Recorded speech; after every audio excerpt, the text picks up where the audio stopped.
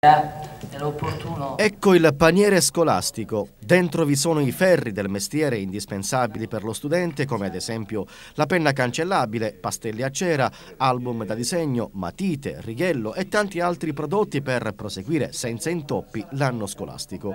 Il tutto si può acquistare in alcune cartolibrerie di Agrigento con la modica cifra di 10 euro, per essere più precisi 9,95 euro.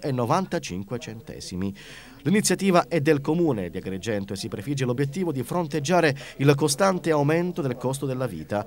Vi hanno collaborato, oltre alla Camera di Commercio, anche il cartello provinciale delle associazioni rappresentative dei consumatori. Ascoltiamo al nostro microfono Mario Cardella, Ilenia Capodici e Pippo Spataro. Per tutto l'anno scolastico 2011-2012 le famiglie potranno recarsi nelle cartolibrerie che troveranno indicate nel manifesto pubblicitario e comprare numerosissimi prodotti. Il risparmio sarà evidente, ma quello che vogliamo soprattutto affermare è un dato culturale. È possibile che le istituzioni, gli enti locali, insieme alle associazioni consumatori, possono fare qualcosa per l'economia e per la lotta al carovita. L'attività del cartello delle associazioni dei consumatori non si esaurisce con la realizzazione del paniere scolastico, ma stiamo mettendo in campo una serie di iniziative per fronteggiare la crisi, perché si parla tanto di crisi, ma poche sono le soluzioni che la politica, le istituzioni e gli operatori hanno messo in campo per neutralizzarne gli effetti. Un'altra iniziativa che sta prendendo piede e che abbiamo già pianificato con gli altri comuni è quella del paniere agroalimentare. Non sarà come gli anni passati che l'abbiamo fatto per il periodo di Natale o per determinati periodi, ma sarà valido per tutto l'anno.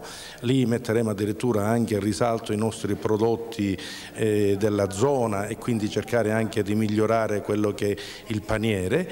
A questo stiamo anche aggiungendo un paniere che è allo studio del turista.